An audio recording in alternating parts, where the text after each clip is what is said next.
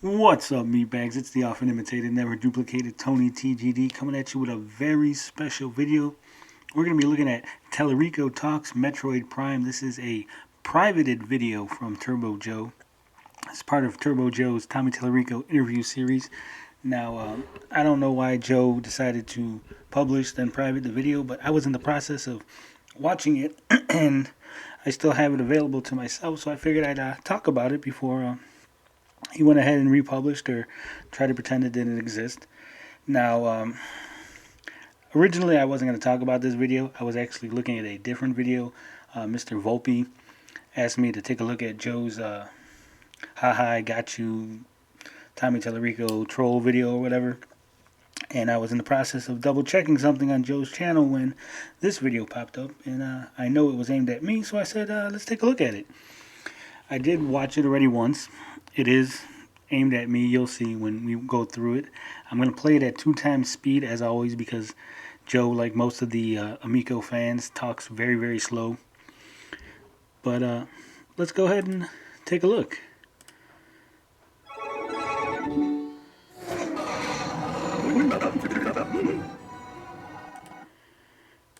You know what? Hold on. I got to adjust the audio levels here.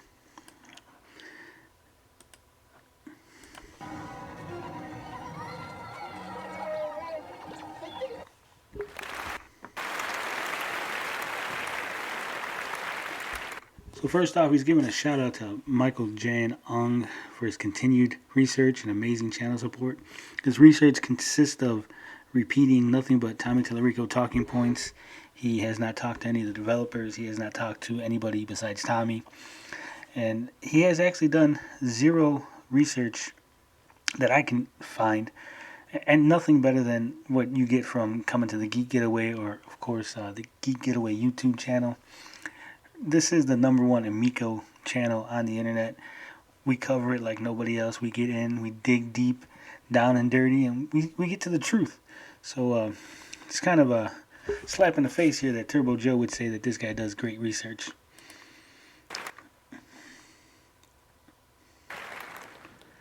What is up, my friends, and welcome back to another episode. Today we're going to be talking again with Tommy Tallarico, but this conversation has nothing to do about the Intellivision Amico. He's going to be talking about his involvement in music and sound effects for Nintendo GameCube's Metroid Prime. Very interesting to hear, like, from the industry, the developer side, his involvement with the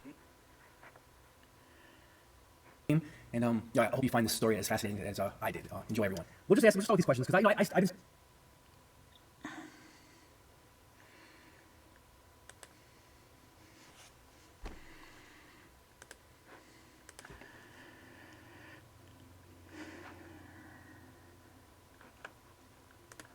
Sorry about that. It looks like there's a little technical difficulties.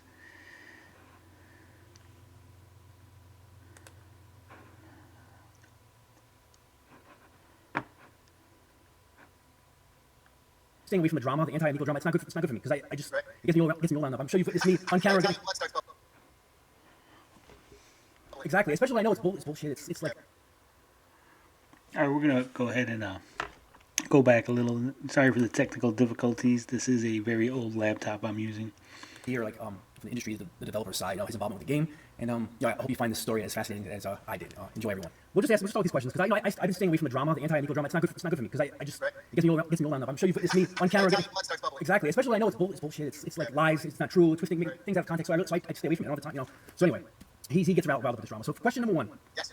So there's an ongoing controversy in regards to your work with Metroid Prime. Skeptic.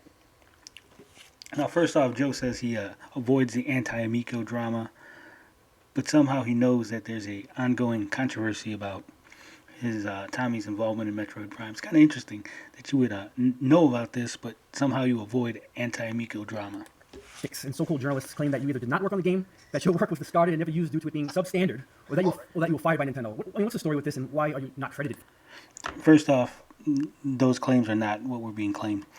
What my video claims is that Tommy Tallarico did in fact get contracted to work on Metroid Prime. He did do some work on Metroid Prime. At some point, Miyamoto had Retro Studios cancel a couple games.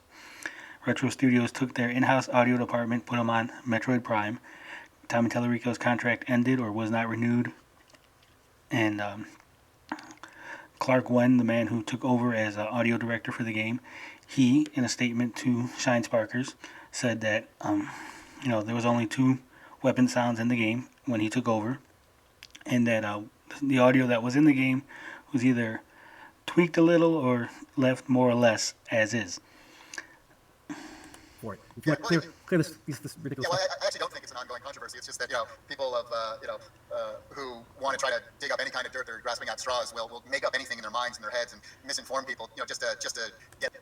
Tommy says we're misinforming people, but by quoting actual people involved with Metroid Prime is not misinformation. It's not making up a drama. It's not grasping at straws. It's literally reporting on facts. I mean, why is it that Tommy's statements are taken as 100% truth, but somehow statements from Miyamoto, Clark Wen, those are in question. Those are not accurate. Those are misinformation. It's kind of a pompous attitude to have that somehow Tommy's 100% truthful, but no one else is. Get attention and to create drama where there is none. I know it's very simple. Me and Shigeru Miyamoto have been friends for 30 years now, and we always talked about working together. He really loved the stuff that I would do on the Sega Genesis. In the early '90s, of course, Sega was the big competitor to Nintendo. The Genesis and the Super Nintendo were going head to head, and he always really loved my music. We first met in 1991, I believe, at CES, where we were featuring. Now, I didn't do anything to the video. That's actually TurboJoe's video. The sound completely cuts out. It's going to do that again later on. Perhaps this is why Joe decided to take the video down and then re-upload it. No idea. But like I said, this silence is 100% what's in the video. I didn't tweak it. I didn't do anything to it. You can see on the screen that I do have the audio still on. So just bear with us while we get this nice silence from Tommy Tallarico, which makes this my favorite Tommy Tallarico interview. Just not having to hear him say things makes the interview so much better. He should do all of his interviews like this.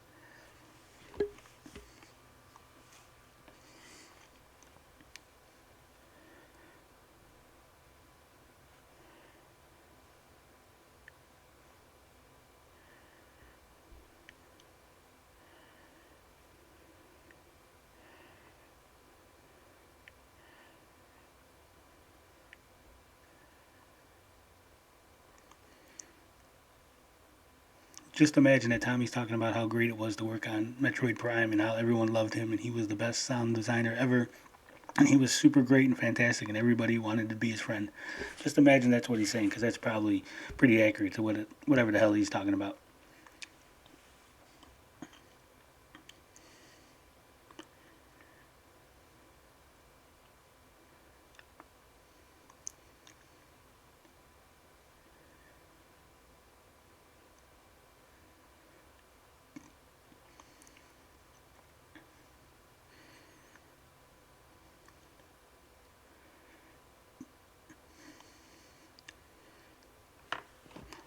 Now maybe it's just me, I'm just noticing this watching the video, but Tommy's got that head shape exactly like J. Jonah Jameson.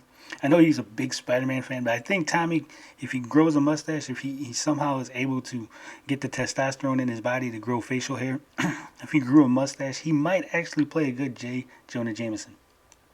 I mean, he talks a lot. He's very loud and emotive. That's not good for anyone, right? But for me or them. So I think there was like 100 or 200. Again, I don't remember, but it was over 100 sound effects in like a 3-year period or something. So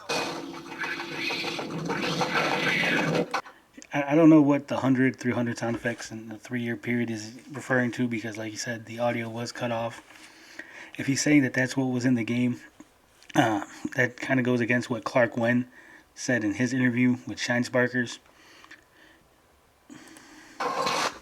So we're working on the project, and the first thing they had me work on was we were working on the cinematics that they were going to show at Space World, and I believe that was 2001, I think. And so that's all that we had been really asked to do at that point was, hey, let's. And I remember it clearly. It was Samus running down this hallway, and there were these, I think they were like some kind of mechanical robotic spiders, kind of chasing her, and it wasn't very long. I think it was. Again, this is 20 years ago, so I believe it was probably anywhere from like 20 seconds to a minute long. I forget. It's probably exists somewhere on YouTube, so I can easily probably check it out. But I just haven't seen it or heard it in decades or over a decade. Right. So I don't remember exactly how long it was. But that was the thing. That was the only thing that we were ever asked to do for Space World, and because they were. So one of the great thing that Miyamoto did, which I tell this story many times, is that he said, Tommy, I want you to create something we want to approach this in a very different way, where I want you to create the weapons first before you see animations, and that's very different and backwards. Usually, like if I'm working with Cliffy B on Unreal Tournament or whatever, the way me and Cliff would work, and whatever anyone normally works, is that they would, Cliff would call me up or email me and say, hey, Tommy, here's the chain gun for Unreal. And I would see the chain gun, and you would see the timing and the animation and how it looped, and you want to do a startup sound, and then a looping sound, and then an end sound when you would shut it off, and you put it all together, and you work with the programmer to implement that, and this and that. That's normally how sound design is done. But Miyamoto. So Tommy's saying that Miyamoto came to him and said, hey, we're going to do things differently. You're going to create the sounds first, and then we're going to create the visuals to go with the sounds, which is funny because when Clark Wen got a hold of the game, Miyamoto didn't tell Clark Wen that. So obviously, Tommy is so great at sounds that only he was ever asked to make sounds before the animation. Only he was asked to do the sound effects, and that the designers, the artists, would fit their weapons to Tommy's designs, to his sounds. I mean, Miyamoto had that much trust in him. Didn't have that much trust in Clark Wen, apparently, but he had that much trust in Tommy Tallarico. I mean, because that's how awesome and great he is. We all know this. I mean, I don't know why anyone ever tries to deny the greatness that is Tallarico.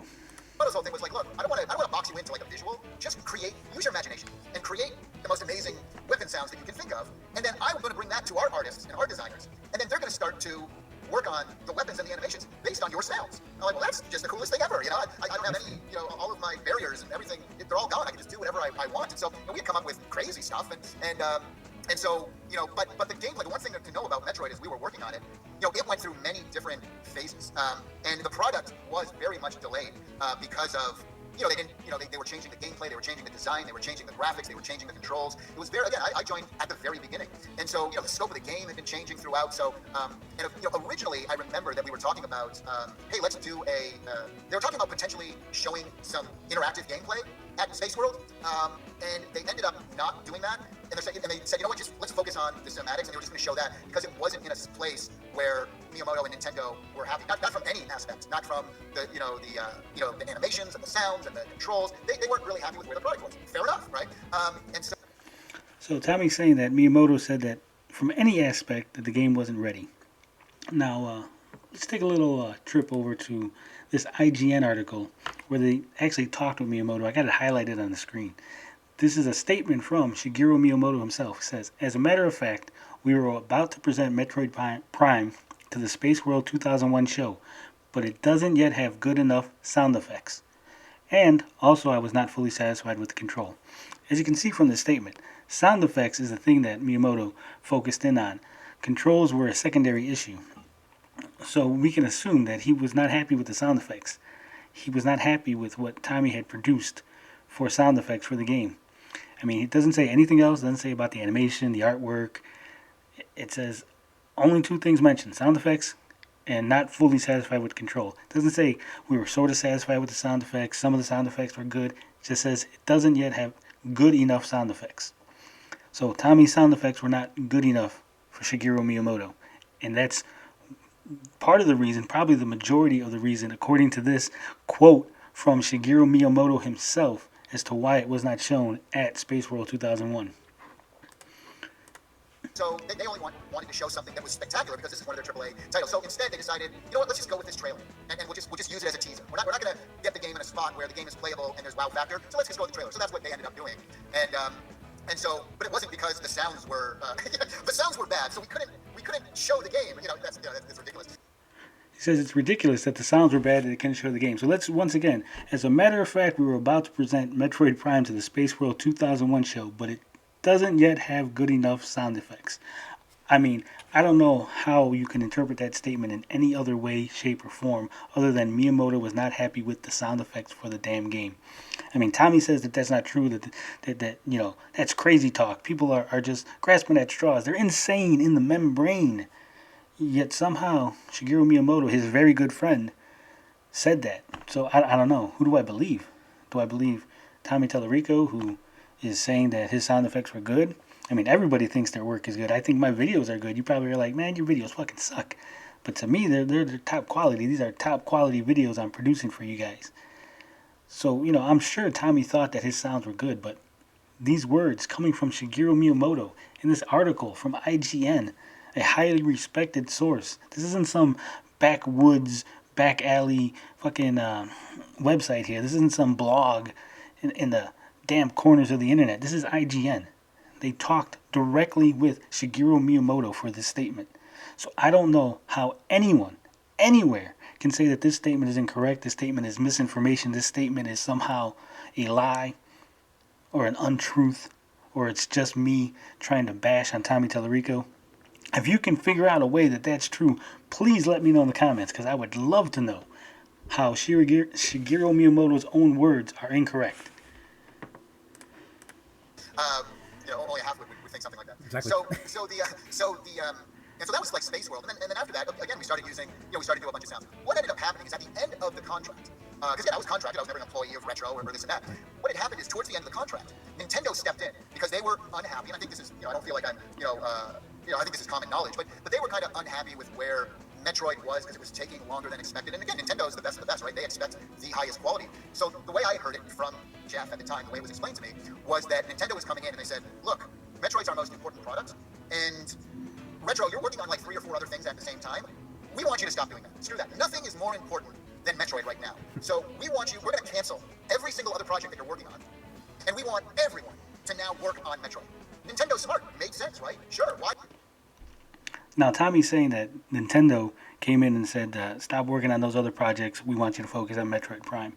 Now, the way I've heard the story was that Shigeru Miyamoto himself was unsatisfied with the work that Retro was doing on the other 3 games, that they were not far enough along to make sense for them to continue, that those 3 projects were canceled, not shelved, not decided that they'd continue later or paused, that they were completely shelved, those 3 projects. And because of this, Retro now had staff, on-hand staff, audio departments that they could reassign themselves. This wasn't Nintendo saying, hey, focus on Metroid Prime. This was rather Nintendo, canceling 3 other projects and freeing up staff inadvertently so that they would now be able to work on Metroid Prime. That's the way I've heard it. That's the way the story's been told through multiple sources. That's the way it's been reported. You can go look up Unseen 64 where they talk about Metroid Prime. I'll link that in the description. They tell that story exactly the way I've just told it. But those people are all wrong, of course. Only Tommy Tallarico's version is correct.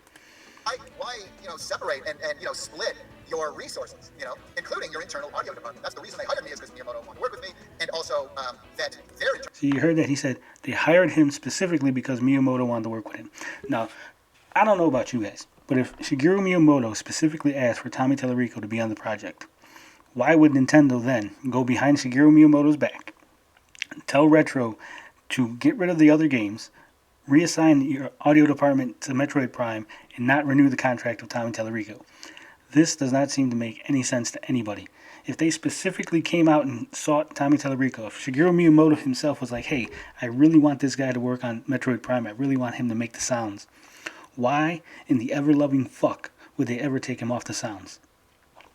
This makes zero fucking sense. Of course, TurboJoe, he never interrupts. He never says, hey, Tommy, this doesn't make sense. These statements you're making are kind of iffy. They're not really lining up. No, he just lets Tommy talk and talk and talk and talk. But as you can see, because I have the ability to pause a video, I can go ahead and let you know that that makes absolutely zero fucking sense. Tommy says Shigeru sought him out. Shigeru wanted him on the project. So then why would he be off the project? Explain that. Tommy's not going to explain that. He's just going to make that statement, and hopefully you don't catch it. You just miss it with all the other gobbledygook he says. Internal audio department was busy working on like these 3 or 4 other games. So Jeff, or again, I forget exactly who it was, who came to me and said, look, we're canceling all our other internal projects. We're putting on everything else. But we have an audio team now that's freeing up that we pay, that's internal. And so, it only makes sense, and the contract's ending, and we love everything that you've done. But because we're canceling all these other things, we're going to put our internal audio team on it for the rest of the game. And I'm like, totally makes sense. Absolutely. So no one got fired. No one didn't like the work. And in fact, exactly the opposite, where, and if you go on the Wayback Machine, you can actually see the email that's. So he says that it's actually the opposite, that people loved his work. He didn't get fired.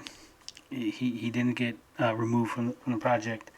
They loved his work, but somehow Shigeru Miyamoto sought out Tommy Tallarico to be on the game. They loved his work, but they didn't credit him because they forgot. They specifically sought out this individual whose work they absolutely loved, but somehow they forgot to put him in the credits. I don't know about you guys, but this perfectly explains what the hell happened.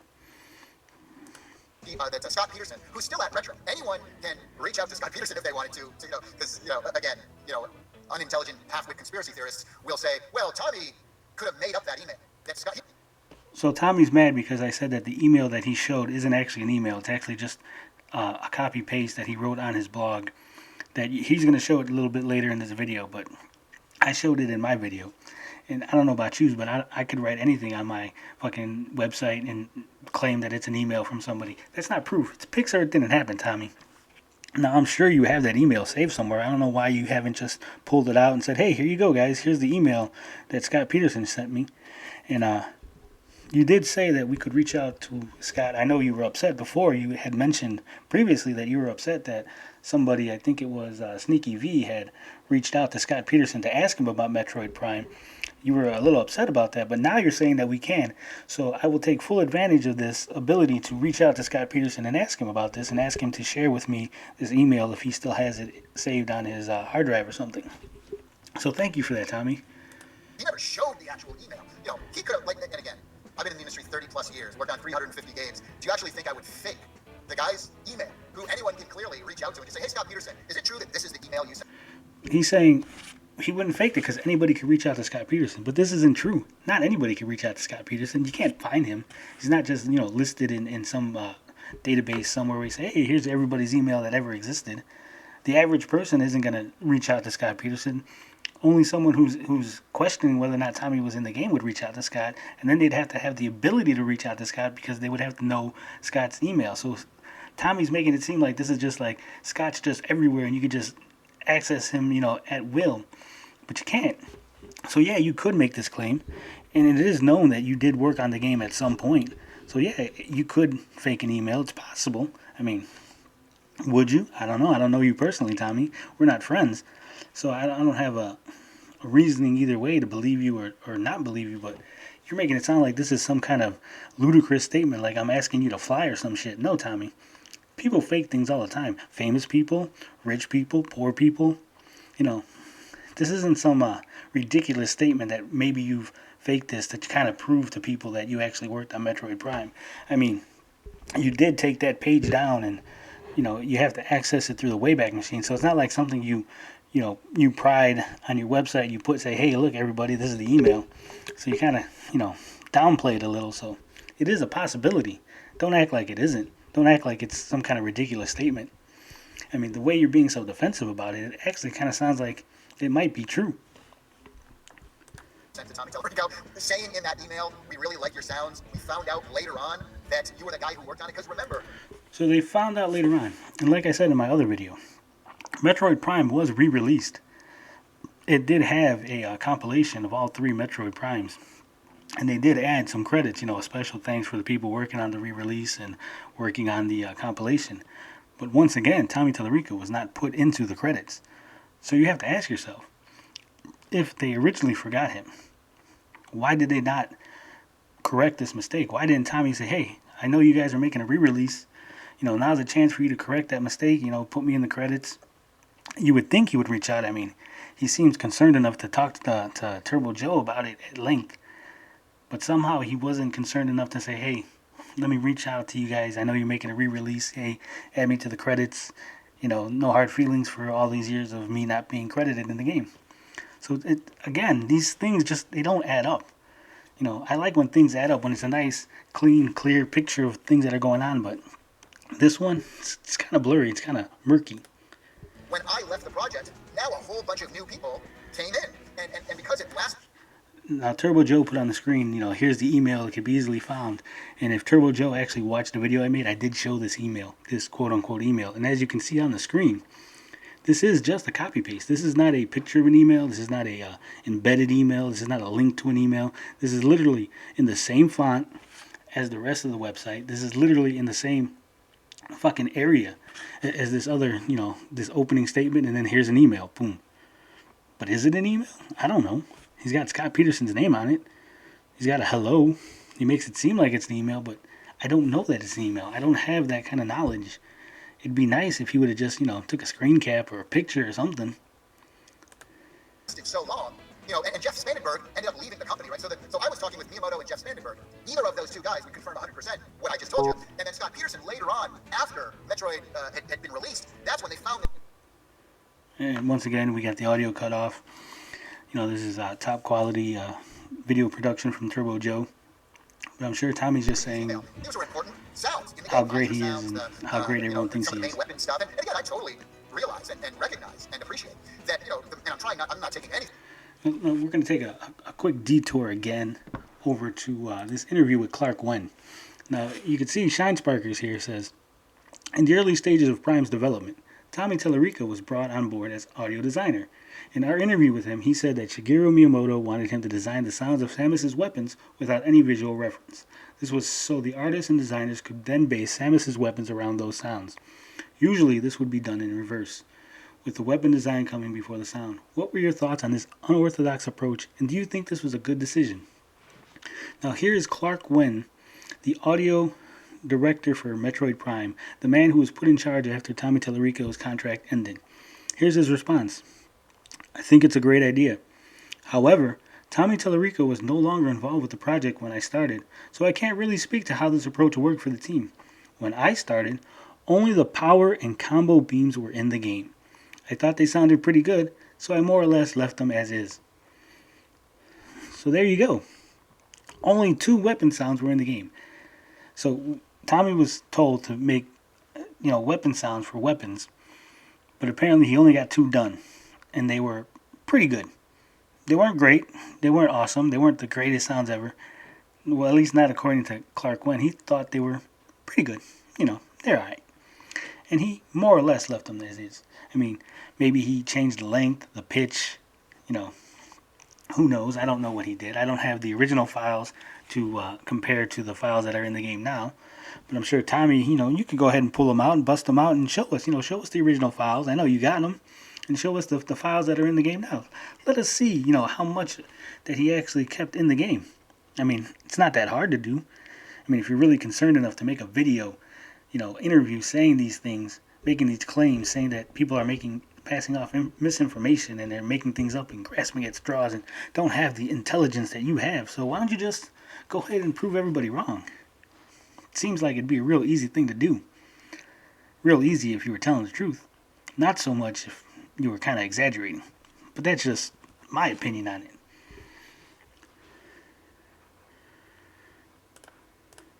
Anything away from the retro audio team, because they're amazing. Are you kidding me? They're super talented. Once again, you got the audio cut off. Tommy's telling you how great the retro team was, but apparently not as great as him. Blah, blah, blah, blah, blah, blah, blah, blah, blah. I had my part in it, I had my role in it, but the reason it's awesome is because of the retro audio team and because of the incredibly talented composer, original composer over in Japan. So I just want to make that clear that I would never try to take credit for the incredible, and they did a lot more work than I ever did, but I worked on the game, so and they did leave me out of the credits, not on purpose, but completely 100% by accident, because they didn't. See, there you go. He says he did work on the game, and we all agree to that. There was never any doubt that you did some work on the game at some point. The argument has always been that whether or not they kept a substantive amount of your work, enough for that you should get credit. They didn't credit you in the game. You say it wasn't on purpose. It was completely on accident.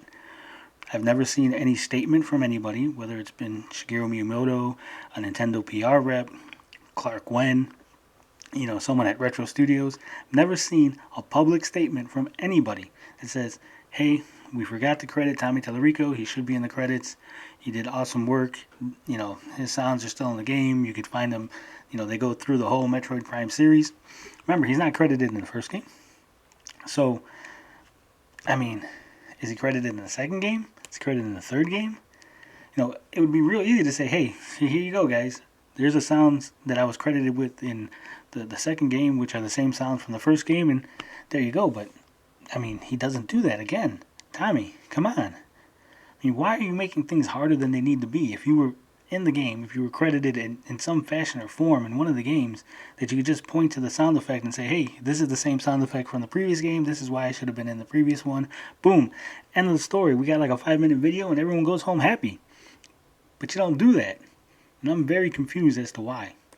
By the time the game came out, they had no idea where these sounds came from, and that I even worked on it, because they were people and producers that I never met, because all of their projects ended up getting canceled. And then, now again, Scott Peterson's still on the, you can look him up on LinkedIn, anyone can outreach to him. You can copy and paste the email that I put out, and you can verify it. Hey, Scott, did you write this to Tommy, where you said that some of the great sounds from the game were by him? So again, Tommy wants us to reach out to Scott Peterson, which I'm sure is somebody in the business who doesn't want to rock any boats, who's going to 100% tell us that Tommy's lying. Yes, I'm sure that's going to happen if we reach out to him. If Tommy is in fact lying, Scott Peterson's going to go ahead and throw him under the bus. I'm sure that's going to happen. I'm 100% sure that if Tommy Tallarico is lying, Scott Peterson's not going to cover for him. He's not going to say, oh, yeah, I wrote that email. He's not going to do any of that stuff. None of that will ever happen. So what we have here is now Tommy saying that this email is correct. Tommy saying, hey, reach out to Scott Peterson. And now we have to whether or not trust the word of Scott Peterson. You know, I mean, it'd be a lot simpler, a really lot simpler, just to show us the damn email, Tommy. Just show us the email. I know you got it. People like you, people like me, we don't discard emails like that. That's important. You would keep that. That'd be in your saved folder. You could just bust it out and say, here you go, Joe. Exclusive. Tommy Tallarico's email from Scott Peterson. That you didn't know he worked on it, and that's how he was left out of the credits, because you didn't even know he worked on it. Anyone can contact him. There's no conspiracy theory there. There was no, and again, he would be the first to say, yeah, he wasn't fired because of, he was never fired, and the contract ended, and we all started working on the product. So there's no conspiracy theories. There's no this and that, and that's why I was left out. And I told him, I said, hey, would it be cool if just so as a form of record, would you be cool if I actually put your email out on my website? And again, it's not even on my website. So as a form of record, he wants to put the email out on his website, but doesn't actually put the email on the website. He just puts fucking him writing what was in the email on the website. Come on, Tommy. Are we dumb? Are we fucking kids? That you're gonna act like this makes sense to anybody? Anybody that doesn't already buy into your bullshit? It's like now, but it was back then. You can go on the Wayback Machine and see it, or whatever it's called, Time Machine, Wayback Machine, whatever it's called.